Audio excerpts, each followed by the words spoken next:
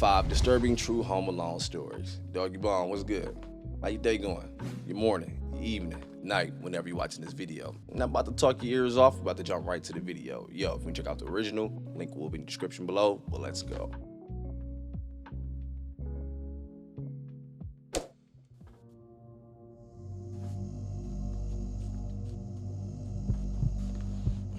Marcus. I'm 30 years old, and I share a house with my sister. It's a 2-floor house, a mother-daughter house, meaning it has 2 kitchens. My sister takes the downstairs, I take the upstairs. My sister isn't home a lot because she often stays with her boyfriend who lives 20 miles away. Like I said, I'm 30. I shouldn't let being home alone ever freak me out. But, admittedly, sometimes it does. This happened on a night that I was home alone in my living room watching a scary movie. My part of the house is an open layout, so the living room, dining room, and kitchen are all one big space. My couch is in the middle of the space, so as I watch TV on the couch, my back is to a large part of the room behind me.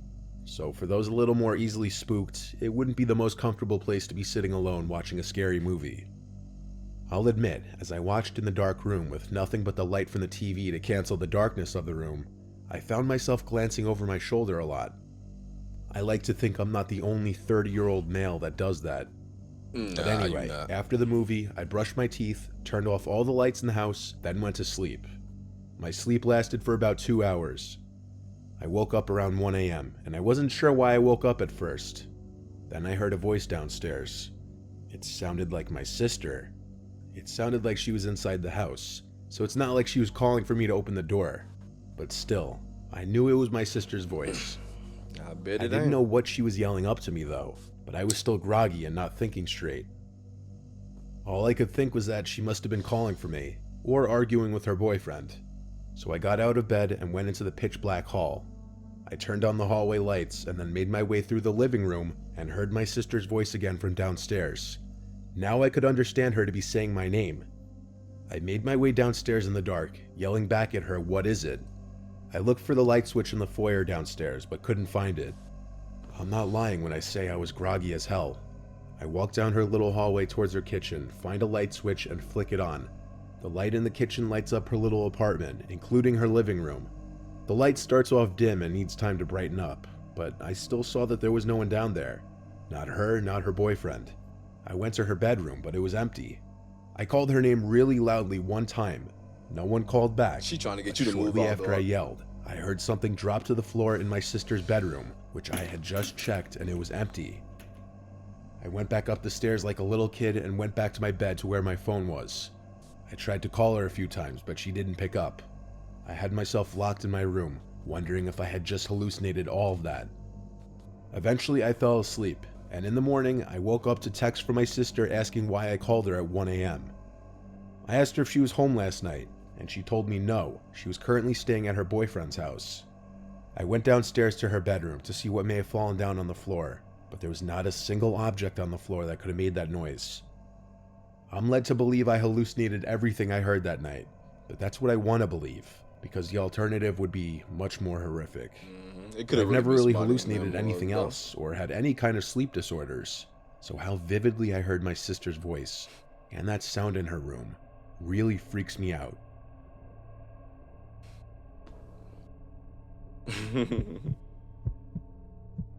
I'm telling mama, you trying to get me move out so that nigga can come over here because he want to come over here sometime. 20 miles, man. Tell him, dog, go get the fuck up out of here. Stop playing, dog. Man, then he still ain't got no motherfucking job. Van. I think I know him. I was left home alone a lot as a kid, just due to the fact that my mom was single for a good chunk of my upbringing, and she worked as an RN on a crappy RN schedule, and my brother went away to college. All right, go back. Let me stop. Let me go back. Stop. Go back. First, stop playing. They don't even live in the Regencies. RNs don't live in the Regencies. If you're playing, I was just joking, because they got more pay.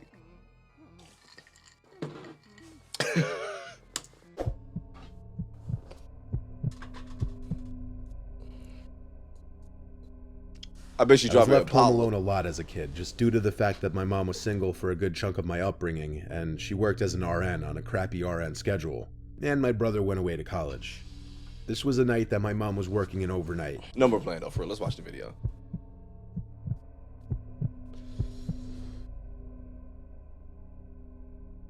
I was left home alone a lot as a kid, just due to the fact that my mom was single for a good chunk of my upbringing, and she worked as an RN on a crappy RN schedule, and my brother went away to college.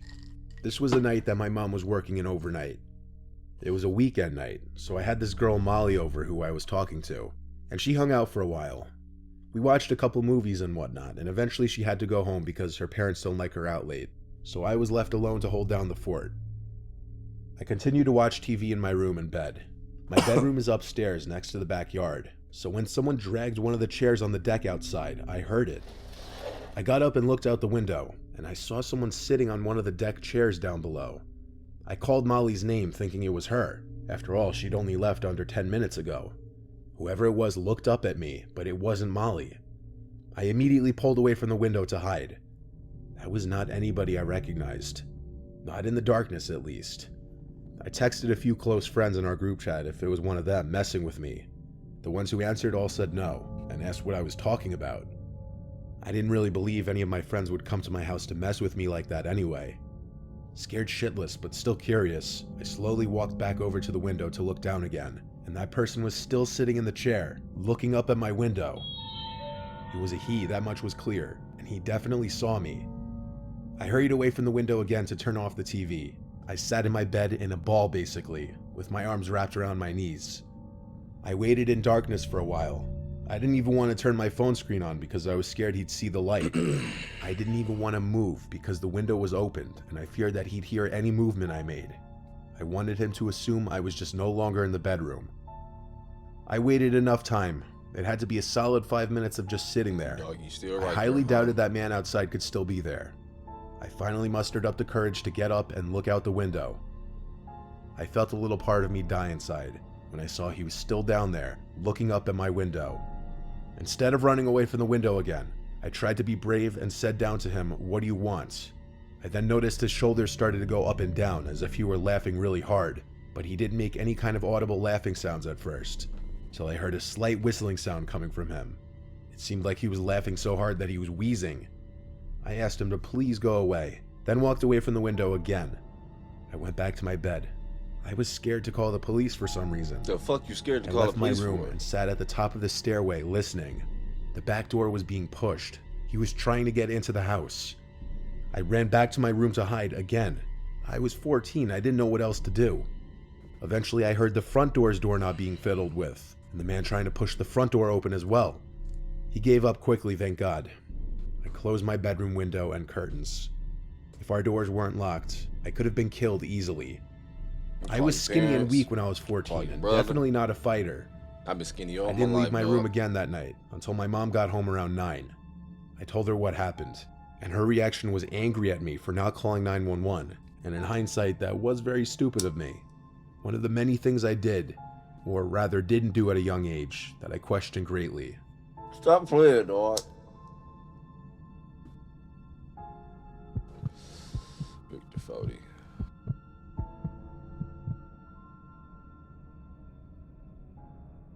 This was the story of how I almost died as a young kid, home alone, and possibly the most intense night of my life with way too much going on. We're a family of 5. I was 10 at the time. My older brother was 14, my little sister was 5. It was a Friday night. My brother was 14, my little sister was 5. It was a Friday night. My brother was out with his friends causing trouble, clearly, because a dreaded phone call came to my parents. All I remember was I was in my room playing a Star Wars video game when I heard my mom start freaking out crying. I got really scared and hurried to see what was wrong. My mom was on the phone with the hospital, calling to inform my parents that my brother had gotten hit by a car. Damn. Obviously, we were all shaken and really scared. My brother's leg was broken, but I don't know what else was said on the phone. All I know is my parents hurried to get their coats on and got my little sister from her room and asked me if I was okay to stay home alone. I said yes, and they hurried out to the car and left. I was of course really worried for my brother, but I really didn't want to go to the hospital and see him in any kind of bad condition. I don't think my parents wanted me or my sister to either, but they didn't want to leave my 5-year-old sister home without them. It's worth mentioning my brother recovered just fine, as his injury is no longer relevant to the story, other than it being the reason why I was left home alone on a Friday night. Before my dad left, he was trying to calm down my mom, telling her he was going to be okay. So seeing my dad like that made me feel better. I had a feeling my mom was just being overdramatic like any mom would be. I continued playing the Star Wars game for a couple more hours when I heard the front door open. I had my bedroom door closed. By this point, it was easily past midnight and past my bedtime, so I turned off the TV and PlayStation and crawled into my bed with my Game Boy. Damn. I tried listening to hear my parents' voices, maybe hear if my brother was with them or just hear what they were saying, but I didn't hear anything. After a few minutes of not hearing them even come up the stairs, I had a feeling something was wrong. I went to my door and quietly opened it, then walked over to the ledge and banister that overlooked the living room. The lights were off, but there were 3 tall people standing in my living room. They weren't my family. I was so petrified that I was frozen for a second before I could quietly walk back into my room and shut the door as quietly as I could in my trepidation. But it wasn't quiet enough, and I knew it. They had to have heard the door click shut, even if just slightly. Trippy, I hurried to my closet door, opened it quietly, stepped inside, then shut the door. I had myself sitting behind a bunch of the boxes and bags of clothes that were stuffed in my closet. I was actually pretty covered from view. There was this short period that felt like forever that I was anticipating my bedroom door open, and it did. And at that moment, I knew I was going to die. I heard footsteps walk into the room. I couldn't tell how many people. It may have been 1, it may have been 2. I heard the footsteps move to my bed. Then I heard my covers being played with. Then silence. Then more footsteps towards the closet door. Then silence for a few seconds. And then the closet door opened. My heart was in my throat by this point. All I did was sit quietly and hold my breath. The door was open for a really long time, but I didn't look up. I didn't move. It had to be a good 20 seconds of silence before the door closed again. Footsteps walked away from the door, then out of the room. Spared you. I finally looked up, and I just realized, from where I was crouched down behind the bags and boxes, they really didn't I see. may have been visible to that person. It wasn't until probably an hour that I heard my parents return. I ran downstairs to them. The front door was left ajar by the people who broke in, and they had stolen a number of valuables from our house. It was a night that just went from bad to worse for our family. Damn, My parents were in such a rush when I forgot about the damn hospital, the car accident, dog. But yeah, I do feel like, dog, you my own spirit, you dog. It was a night that just went from bad I to ain't worse mad for our at 'em. family. My parents were in such a rush when they left for the hospital that they apparently didn't even lock the door. I was lucky to have not been killed or kidnapped. I look back now and really wonder if the person who opened the closet and just stood there for 20 seconds saw me hiding in there. Maybe he was just a guy that came to rob a house, not to kidnap or hurt a child. Or maybe he just didn't see me, and I just narrowly escaped death or injury. Damn, that would always sit on my mind for real though. Cause like you said, he never looked up, and I don't blame him. Cause at that moment, it's like, all right, yo, this feels life or death for me, and I have no defense right now. This is a kid just hiding in the closet, hoping to God, dog, don't grab me. For like 20 seconds, the closet ain't that big. It don't take that long to look in the closet, unless he was just really looking up, looking for some ish. Like, man, I don't see nobody, whatever. I'm just blind as hell, dog. Unless, but I feel like he looked around, looked down, close that door. Hey, just stay your little ass in there. I'm gonna get this PlayStation. Where your memory card at, nigga? Uh-oh. Let's go back. I definitely take that one, though. That outcome. I was home alone for an entire week one time when I was still a teenager living with my parents, which was a rare occasion since my parents don't go out a lot. My mom's rich friend Patty invited my parents on a trip that she was paying for. I'm an only child, so I was left alone in the house. We lived in Newark, She Ohio, rich, take me too. which is in Licking County. Yes, our county was actually called Licking County. My parents' old house had woods in the backyard and was on some quiet road that only a few cars would pass per day usually. We had a huge deck in the backyard overlooking the woods, and a decently large backyard. We even had a little fish pond and above-ground swimming pool. This was on a Thursday night. I remember because I had conversations with friends about plans for the weekend that day. This was in July of 2013. I was out on the deck smoking weed with my speaker playing music. I was thinking that. That's about the time it started. I thought I heard a voice from out in the woods. I lowered the music and listened for a little bit. It didn't repeat, so I raised it back up. When the music was loud again, I heard a voice from out in the woods again. Turn that Mode 3 back up. This time I turned the music off completely and listened for longer. There was a voice calling from the woods again, confirming I wasn't just hearing things. It was a male's voice, saying, "Hey, over here." He was kind of distant, but not too far. The woods were anywhere from 20 to 30 yards away from the deck. The raw woods. I was like, damn, he got them motherfucking stuff.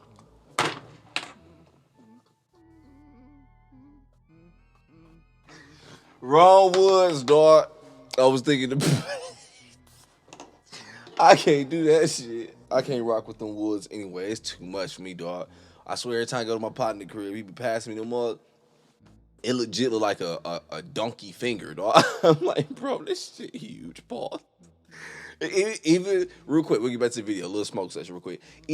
So look, my one partner, he was like, bro, he's like, when you hit the house, just don't hit it so hard, whatever, right? Did that. When I say, dog, it was the same outcome, like your mouth just get full of smoke, dog. You get the cough. I was like, nah, I'm good. I can't. And it tastes like freaking wood to me, dog. Like cardboard and shit. I don't know. It feel like it take away the flavor from me, dog. Man, let's get to the video, man. I just keep me a little paper plane. And then off camera, I do my bong. Boy, in the yard like that, I definitely got a pole back there. Hey, over here. He was kind of distant, just in case a bear too far.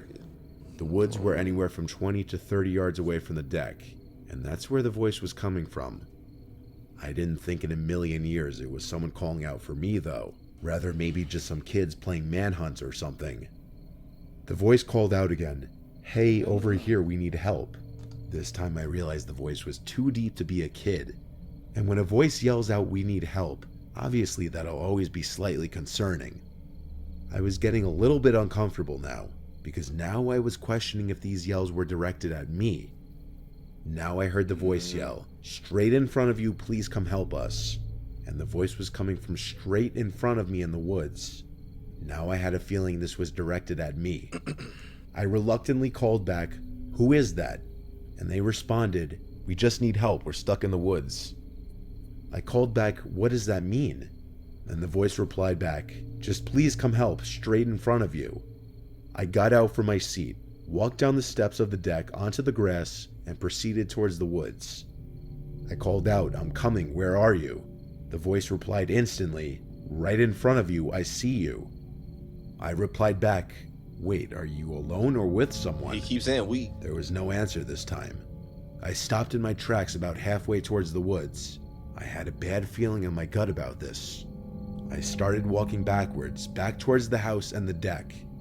I didn't even want to turn my back to the woods, because it took me that long to realize there was something very suspicious about this situation. Yeah, I made it back to the deck, and the voice didn't say anything else. If they truly saw me and this was real, they would have said something like, "Where are you going?" at the very least. They knew I was onto the situation, but who even knows how many people were in there? Could have been one, could have been three. All I know is getting stuck in the woods makes absolutely no sense, right? Especially if he or they were able to literally see me. Like what? Did their shirt get caught on a branch? Who cares? I don't give a damn. I ain't gonna lie to you. All the doors just to be safe. The hell if out my he or woods. they were able to literally see me. Like what? Did their shirt get caught on a branch? I went inside the house and locked all the doors just to be safe. I chilled in my living room for a bit, still high, and I think that's why I was more trusting at first, because of how high and relaxed I was. To be safe. I chilled in my living room for a bit, still high, and I think that's why I was more trusting at first, because of how high and relaxed I was. Then though, I heard the voice again from outside, closer now, definitely in the backyard and not the woods anymore. I heard splashing of water. It could have been the pool or the pond. I hurried to the window to see. I didn't see anyone at first, but then the voice called, "I see you," with a laugh. I noticed him. It was one guy, at least one guy visible. He was hidden behind the pool on the other When you side. got big yards like that, why do you not have big dogs? I don't get it, man. Those are beautiful yards. I'm always paranoid. That's why I got them. But regardless, I just feel like that's perfect. At least one guy visible. He was hidden behind the pool on the other side, and I could only see his head. It was just too dark to make out anything besides his dark, medium-length hair. I closed the blinds and tried to ignore it. Maybe he'd lose interest if he saw I wasn't entertaining him. He was probably a sick, deranged person who enjoyed messing with people, so I didn't want to give him what he wanted. But my breaking point was when there was a horrible, aggressive banging on the window where I had just closed the blinds, and on the other side, the guy was screaming help. I screamed at the top of my lungs to fuck off, you freak, the police are coming. I screamed it over and over, trying to make myself sound crazier than him. I heard him start to laugh on the other side of the glass. His laughing started to fade away as I assume he walked away. I sat back down on the couch, trembling, shaking, out of breath. I sat there for a while, and it seemed like the guy had really given up. I still got a good night's sleep that night because weed helps me sleep. I wonder if I would have handled that situation any differently if I wasn't high, though. The situation made me more paranoid who I opened my door to. Anonymous. Ooh, here we go, dog. This is when this shit get crazy. I'm 23 years old, and I live at home with my parents still. I would too if that was my yard. I'm 23 years old, and I live at home with my parents still. That is nice. One day they were both not home, and I was outside playing basketball in the front yard. At some point while I was playing, I looked up at one of our upstairs windows and saw a woman standing there. Not my mom, not my sister. It was a random woman. I guess when she saw me looking at her, she dipped away from the window. When I went inside and upstairs to check the lounge room, she wasn't anywhere. I checked every single room I could. Oh, he meant wait. In their house? Because I was thinking like a neighbor. Because I was thinking some other shit. All right, go. Wait, let me start over. My bad. I'm trying to be.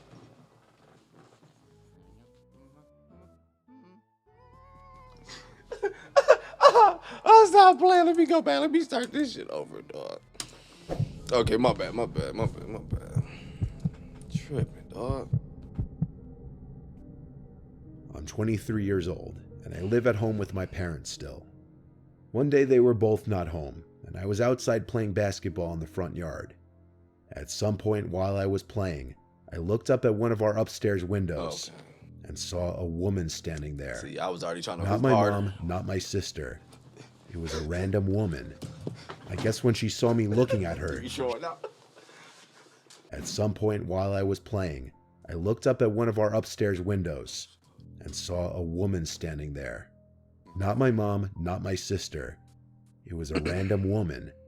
I guess when she saw me looking at her, she dipped away from the window. When I went inside and upstairs to check the lounge room, she wasn't anywhere. I checked every single room I could, every bedroom, the bathroom, every closet. Then I checked the downstairs, which included the living room, kitchen, dining room, one bedroom, and more closets. Finally, I checked the basement, and I highly doubted she could be down there. It's a small basement with a couple couches, a bar, and 2 closets. There weren't many places for someone to hide, but when I opened the second closet door, I was incredibly scared, as I didn't know of any other places someone could be hiding in the house. This was the last unchecked spot that I could think of. I yanked the door open as if I were ripping off a band-aid, and like I did with the closet before this one, I right away pushed myself into the closet just in case that woman was in there and I'd have the jump on her. Yep. But all I pushed myself into was a bunch of coats and coat hangers. I was so confused. I wasn't going to question my sanity though.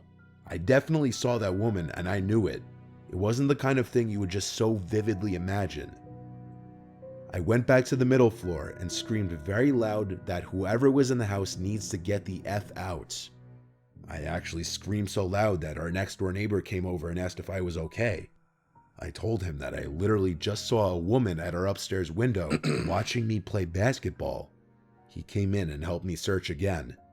When we couldn't find her, I was left to assume that she snuck out through the back door, which I did unlock after all when I went to grab the basketball from the yard. So my neighbor left. I locked all the doors, called my parents, and told them the crazy story, and they weren't too thrilled. But they asked me to make sure nothing was stolen. I did just that, and luckily it seemed anything that was worth something was still in place. So now fast forward to that night. I went to sleep after checking the house one more time just for peace of mind. It was hard to fall asleep though. My mind was racing for obvious reasons. Most people can't relate to seeing a stranger at their window inside of their house. But my restlessness helped me out in this situation, and here's why. I was finally starting to drift away slightly. Then I heard some noises from the other side of me. I had the fan on above me, so the room wasn't dead silent, and that's why I didn't immediately turn to my other side at the first sound I heard. But the sound started to sound human-like. I turned to my other side, and there she was, getting out from under my bed. She stood up tall above the bed, and I screamed so loud, louder than earlier before. I jumped out of my bed and tackled her to the floor and had my hand around her throat, asking her who she was. My doorbell rang, my neighbor again. I picked the tall, dirty-looking woman up off the floor and dragged her to the front door with me as she struggled and scratched at me. I still have 2 scars on my right arm from her claws. I opened my front door to my neighbor again, and he let himself in and helped me restrain the woman. This was when I called the police. Hell no, he ain't on it. The whole time we waited for the police, the woman was screaming and cursing at my neighbor and I, threatening us too. The best way to put it, she looked and acted like a meth head currently suffering from withdrawals. When the police arrived, one of the officers knew exactly who the woman was. They had dealt with her multiple times before. Her name was conveniently Karen. It was satisfying to watch her be brought into the back of the police car. I let my neighbor know how grateful I was for him coming so quickly to help. And that night, my mind continued to race. But instead of being completely freaked out, which I still I'm glad you hear everything that happened in my house, dog. Appreciate that. I let my neighbor know how grateful I was for him coming so quickly to help. And that night, my mind continued to race. But instead of being completely freaked out, which I still... I ain't saying he in on it, but stop listening to my house, dog.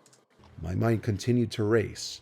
But instead of being completely freaked out, which I still was a little, I felt this overwhelming feeling of satisfaction.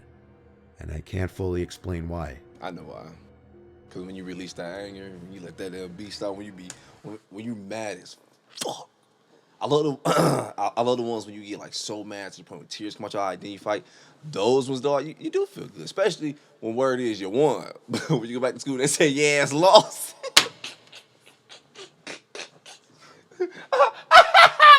It feels good to let that dog out every now and then. I get it, dog. But yo, either way it go, I'm about to go ahead and get up out of here and enjoy my day. You do the same thing. Enjoy your day, your morning, evening, night. Whenever you're watching this video, dog, but I'm out.